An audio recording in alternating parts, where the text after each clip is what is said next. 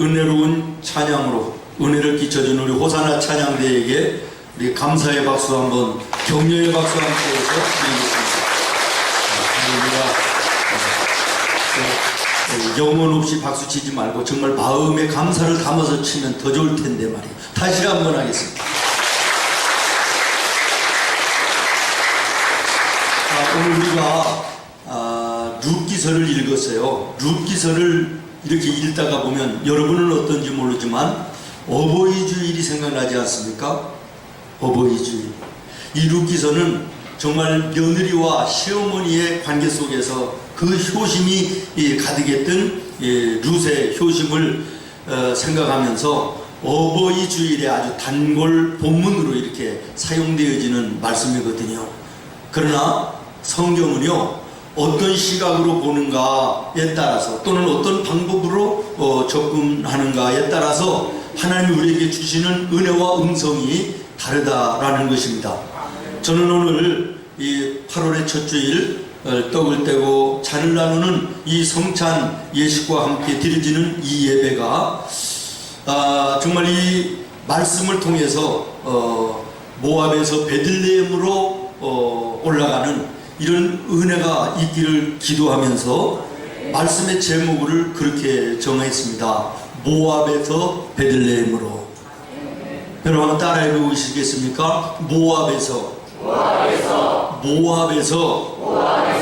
베들레헴으로. 여러분 1절 말씀을 우리 같이 한번 읽어요. 1절 쭉 올라가세요. 1절. 자, 시작. 사사들이 치리하던 때 그 땅에 흉년이 드니라. 유다 베들레헴에 한 사람이 그의 아내와 두 아들을 데리고 모압 지방에 가서 거기 거류하였는데, 그 다음에 쭉 내려가서 이제 7절입니다. 시작. 있던 곳에서 나오고 두 며느리로 그와 함께하여 유다 땅으로 돌아오려고 길을 가다가. 아멘. 여러분 이 본문의 말씀을 설명하지 않아도 아마 여러분 잘 알 것이에요. 이 말씀의 의미는요, 간단하게 얘기하면 이것입니다. 하나님을 떠났다가 이제는 뉘우치고 하나님께 돌아오는 것을 얘기하고 있는 거예요. 아멘. 성경에 보면요, 창세기 26장에 하나님이 이스라엘 백성들에게 말씀하시거든요. 너희는 이방 나라로 가지 말아라. 내가 너희에게 지시하는 이 땅에서 너희는 거주하라 라고 명령하셨습니다. 이사야서 31장에 보면 도움을 구하려 애굽으로 내려가는 자는, 다시 말하면 조금 힘들다고 어렵다고 살기가 궁핍하다고 해서 이방 나라, 하나님이 인정하시지 않는 나라로 피신하여 가는 자에게는 화 있을진저 그랬어요. 화 있을진저. 오늘 읽은 이 본문의 말씀에요, 이와 상응하는 그런 말씀이 나오잖아요.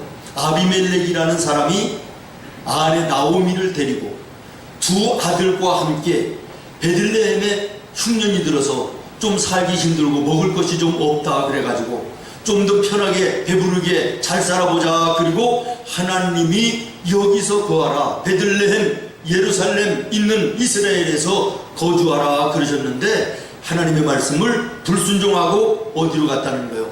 모압이라고 하는 이방 나라 모압이라는 나라로 이민을 갔다. 거기 가서 살았다는 거예요. 그런데 1절부터 7절 어간에 어떤 일들이 일어납니까? 남편이 죽어요. 아비멜렉이 죽어요. 두 아들이 모압 여인들을 얻어서 결혼을 했는데 두 아들이 젊은 나이에 죽어요. 다시 말하면 그 가정의 남자들은 전부 다 죽은 거예요. 여자들만 남은 거예요. 얼마나 절망적이고 얼마나 참담한 인생이겠습니까?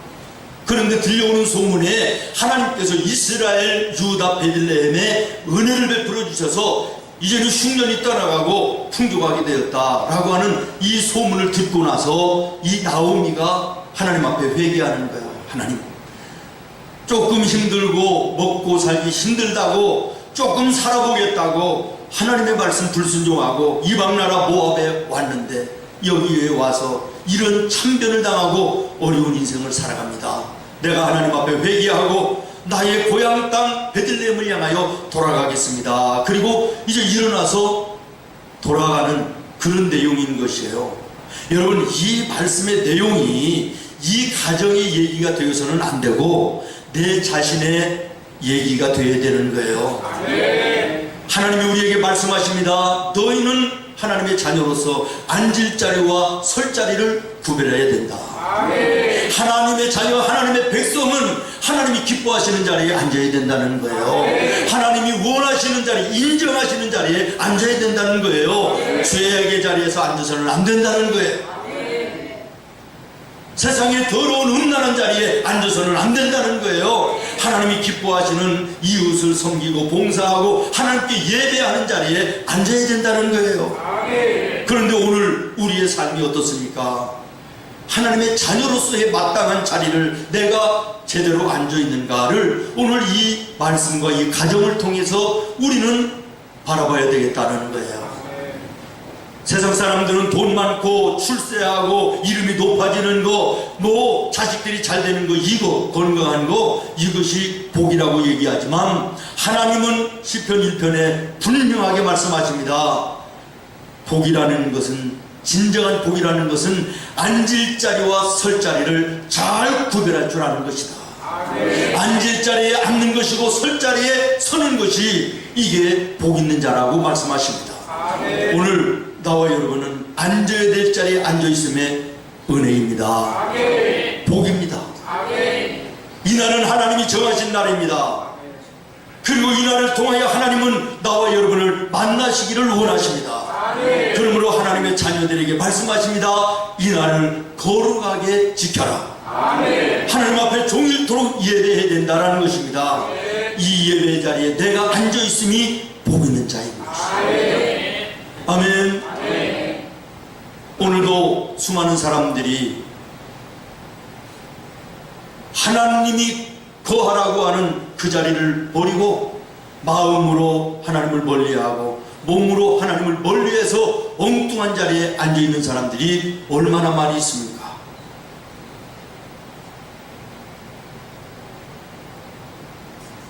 누가복음 9장에 보면 예수님은 말씀하시기를 손에 쟁기를 잡고 뒤를 돌아보는 자는 내게는 합당하지 않다, 이렇게 말씀하세요.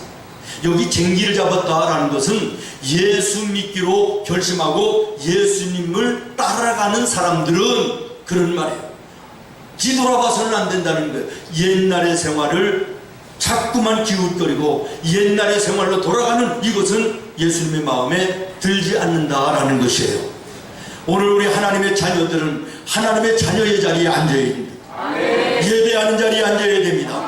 이웃을 섬기며 봉사하며 서로가 격려하고 위로하는 이런 봉사의 자리에 앉아야 되는 것입니다. 육신의 즐거움을 쫓아 세상을 향하여 나가 앉아서는 안 됩니다.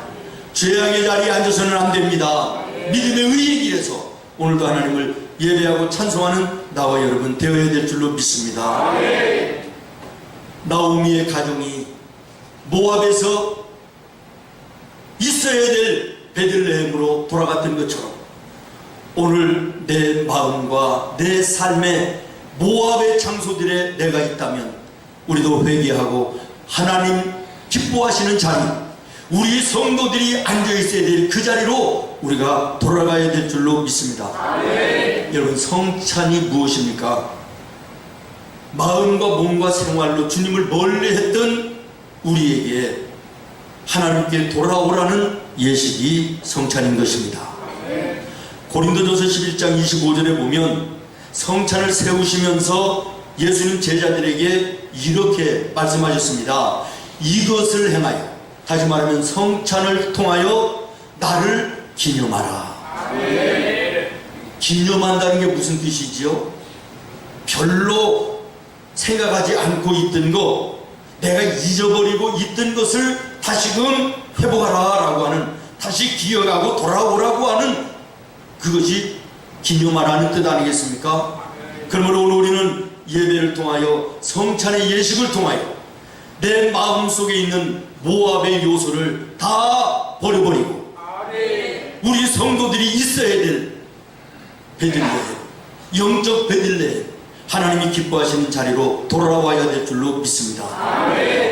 나오미와 룻이 하나님께 돌아올 때 하나님이 그들에게 어떤 은혜를 주셨는가를 여러분 한번 16절을 같이 읽어보겠습니다. 16절 시작. 룻이 이르되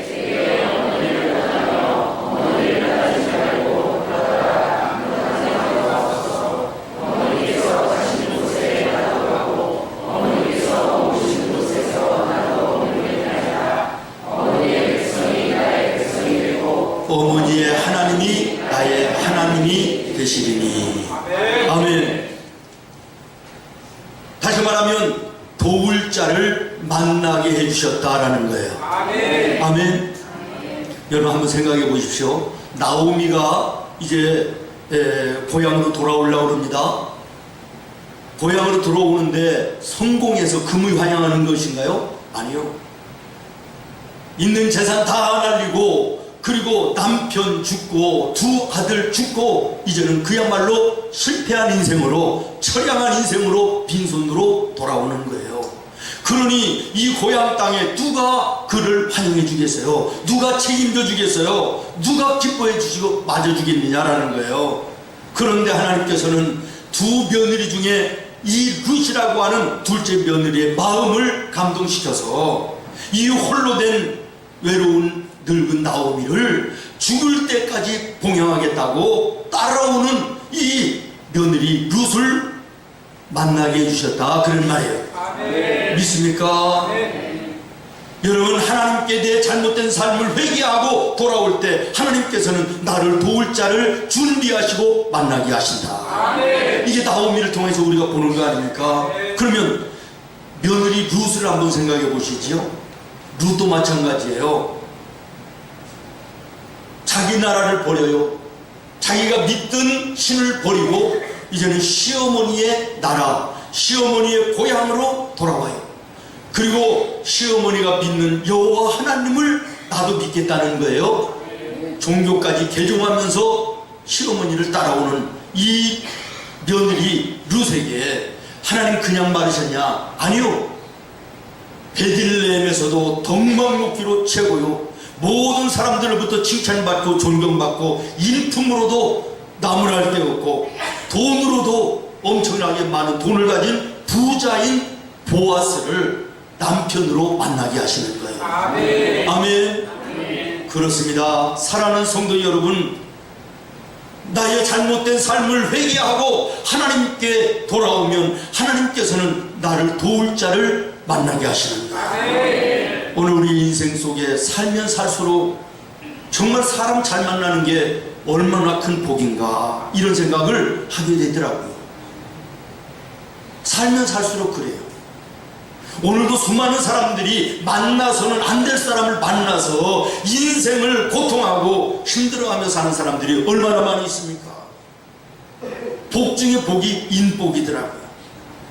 어떤 집사님 대표기도 하면 꼭 이제 기도하시는데 빼놓지 않고 우리 목사님에게 인권과 물권과 영권을 주시옵소서 그렇게 기도하시는 분이 계신데 너무 감사해요. 여러분, 거기에서 얘기하는 인권이 뭐지요? 사람 잘 만나게 해달라는 거예요. 아멘. 그렇습니다. 목사도 사람 잘 만나야 돼. 우리 성도들 잘 만나야 되죠.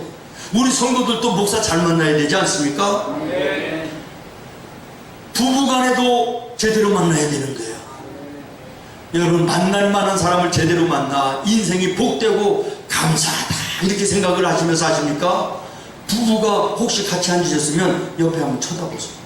옆에 만날 만한 제대로 된 사람을 만나서 인생이 행복한가?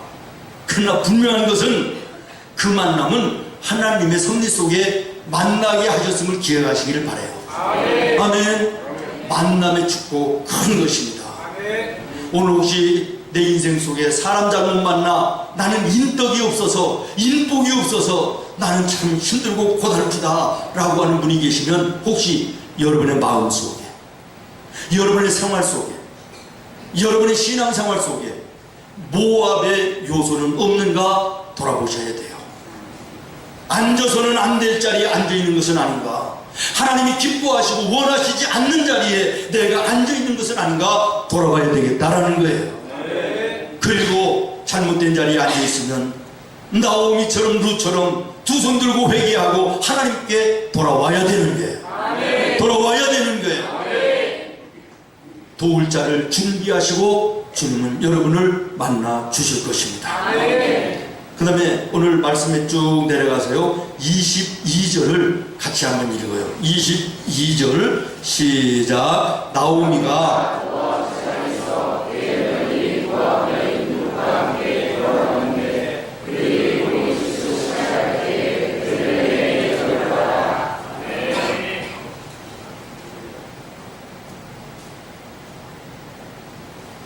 따라요.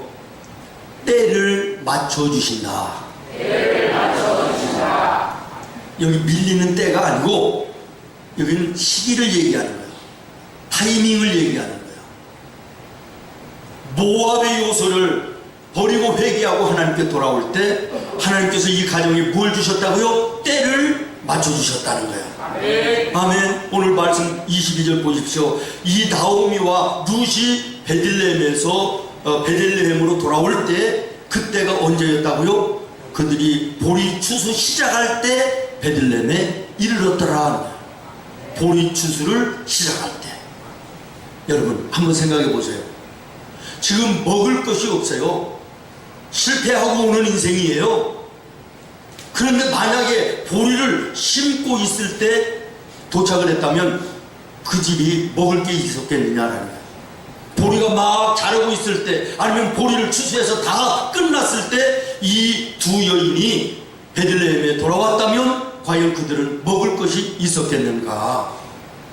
보리를 벨 때 시작할 때니까 남인의 밭에 가서 이삭이라도 주워서 먹으면서 자리를 잡을 수 있는 이런 기회가 주어졌었다, 그런 얘기예요. 다시 말하면 하나님께서 그들에게 때를 허락해 주셨다는 거예요. 때를 맞춰주셨다, 그런 말이에요. 그렇습니다. 사랑하는 성도 여러분, 오늘 우리 인생 속에 때를 잘못 만나고 때를 잘못 맞춰서 인생을 고통하고 실패하며 사는 사람이 얼마나 많은지 몰라요. 언젠가 우리 집사님 한 분이 저한테 그래요. 목사님 나 위해서 기도 안 하시는 것 같아요. 그래요. 그래서 내가 깜짝 놀라서 왜요? 그랬더니 나는 하는 일마다 막차예요. 막차 탄대요. 막차 타는 게 뭐예요? 실패한다는 거예요. 아니 자기가 막차 타는 것을 왜 자기 탓으로 돌려야지 목사 탓으로 돌리나?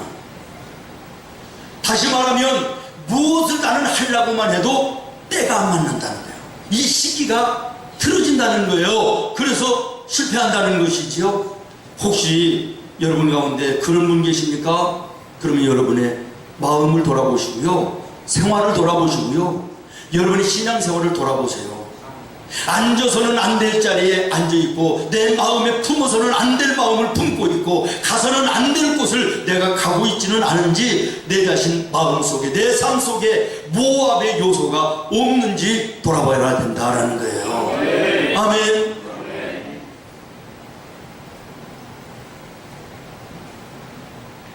사업도 그렇습니다. 결혼도 그렇습니다. 공부하고 농사 짓는 것도 그렇습니다. 때가 맞아야 돼요. 이 때를 내 마음대로 하는 것이 아니에요. 내가 하나님 앞에 바로 서서 하나님의 자녀의 삶을 올바르게 살면 하나님께서 때를 맞춰주신다는 거예요.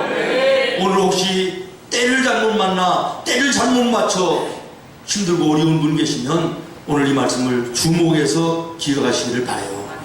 말라기 3장 10절부터 11절 말씀에 보니까요, 하나님께 온전한 10의 1을 드리는 자들에게 하나님이 어떤 은혜와 복을 약속하시냐면 때를 맞춰주시겠다는 거야.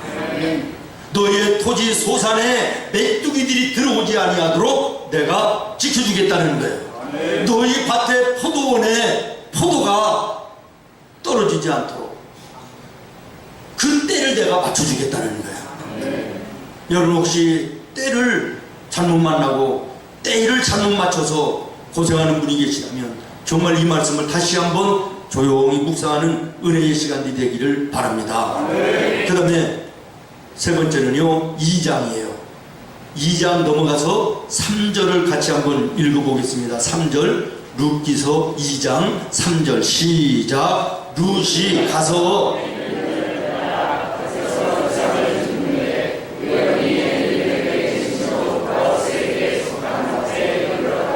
아멘. 걸음을 인도해 주신다라는 거예요. 아멘. 따라하겠습니다. 걸음을 인도해 주신다. 잘못된 모압의 자리에서 회개하고 하나님께 돌아오는 이 나오미의 가정에게 하나님 첫 번째로 도울 자를 만나게 하셨다. 아멘. 아멘. 두 번째는 어떤 은혜를 주셨다? 어떤 은혜를 주셨대요? 때를 맞춰주시는 은혜를 주셨다. 그 다음에 세 번째는 따라요. 걸음을 인도해 주셨다.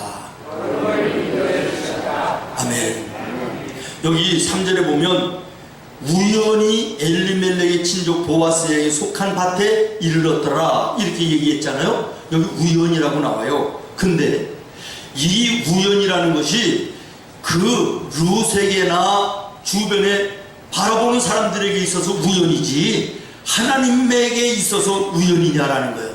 아니요. 사람들이 볼 때는 우연인 것 같아도 하나님은 그 며느리 룻의 걸음을 보아스의 밭으로 인도하셨다는 거예요. 아멘. 그 걸음에 하나님의 섭리가 있으셨다는 거예요. 아멘. 믿습니까? 아멘. 그렇습니다. 사랑하는 여러분, 하나님 안에서는 우연이 없습니다. 여기 3절에 우연히 그랬는데 이것은 인간과 사람과 주변의 사람들의 입장에서 볼 때 우연이지 하나님이 보실 때는 하나님의 섭리 있으셨다는 거예요. 하나님이 친히 그 여인의 걸음을 보아스라고 하는 남편 될 그 집의 밭으로 인도하셨더라라는 것입니다. 네. 여러분 시편 37편 23절에 보면 여호와께서 사람의 걸음을 정하시나니 그랬어요. 우리가 마음대로 다니는 것 같아도 나와 여러분의 걸음을 하나님이 주장하신다는 거예요. 잠언 16장 9절에 사람이 마음으로 자기의 길을 계획할지라도 그의 걸음을 인도하시는 분은 여호와 하나님이시니라. 믿음의 성도들의 걸음을 하나님이 인도하신다는 거예요. 아멘. 다시 말씀합니다. 하나님 안에서는 절대 우연이 없습니다.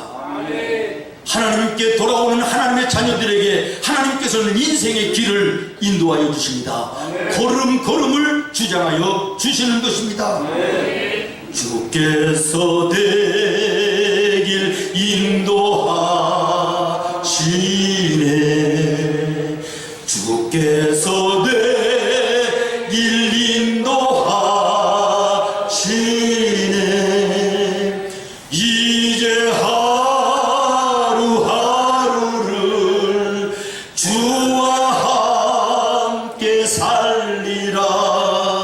주께서 되길 인도하시네. 할렐루야.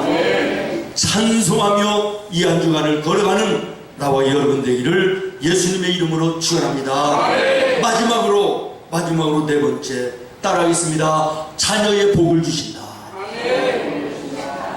아멘 하지 말고 따라하라. 자녀의 복을 주신다. 복 중에 복이 자녀의 복 아니에요? 세상 모든 것 전부 다 얻어도 자녀가 기도거리면 참 그거 난감한 일이지요. 여러분 자식 농사 제대로 짓고 있습니까? 제대로 지었습니까?